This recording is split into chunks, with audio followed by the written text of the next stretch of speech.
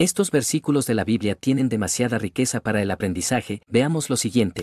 Segunda de Samuel capítulo 1 verso 11 y 12. Entonces David, haciendo de sus vestidos, los rasgó, y lo mismo hicieron los hombres que estaban con él. Y lloraron y lamentaron y ayunaron hasta la noche, por Saúl y por Jonatán su hijo, por el pueblo de Jehová y por la casa de Israel, porque habían caído a filo de espada.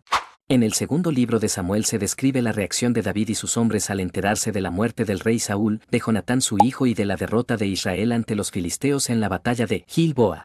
Y es tan interesante ver cómo la reacción de David no fue llenarse de alegría porque Saúl había muerto, sino más bien, se llenó de dolor y llanto. Ni siquiera lo odió, a pesar de que Saúl lo persiguió para quitarle la vida. Esa es una lección de integridad y amor real. Veamos los siguientes puntos para entender. Número 1. El lamento genuino por la pérdida.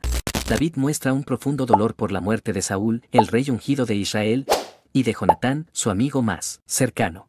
Esto refleja su capacidad de honrar a quienes Dios había establecido en autoridad, incluso cuando Saúl lo había perseguido injustamente. El duelo de David demuestra su respeto por la vida humana y su amor por su pueblo. Es un ejemplo de cómo los líderes deben empatizar con las pérdidas de su comunidad. Número 2. El reconocimiento de la autoridad divina. A pesar de los conflictos personales con Saúl, David reconoce que éste fue elegido por Dios como rey de Israel. Su lamento demuestra la importancia de respetar a los ungidos de Dios y no regocijarse en su caída, aun si hubo enemistad personal. Número 3. Ayuno como expresión de dolor y arrepentimiento. El ayuno se usa aquí como una expresión física del duelo y la desesperación espiritual. Es una señal de entrega a Dios en medio del dolor, buscando consuelo y dirección divina para el futuro del pueblo de Israel. Número 4. La unidad en el sufrimiento nacional. El lamento no solo es por Saúl y Jonatán, sino también por el pueblo del Señor y por la casa de Israel. Esto muestra cómo la tragedia de la batalla afectó a toda la nación y destaca la importancia de un dolor compartido en momentos de crisis. Número 5. Una preparación para el liderazgo de David.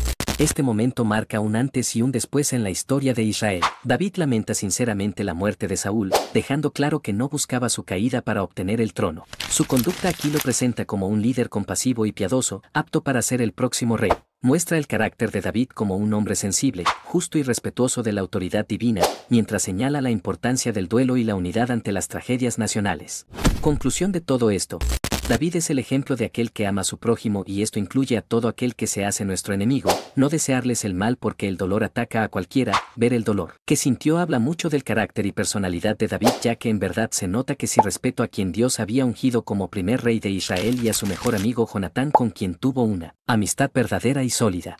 Para terminar, recordemos lo que Jesús dijo alguna vez. Mateo capítulo 9 verso 13 pues, y aprended lo que significa, misericordia quiero, y no sacrificio, porque no he venido a llamar a justos, sino a pecadores, al arrepentimiento.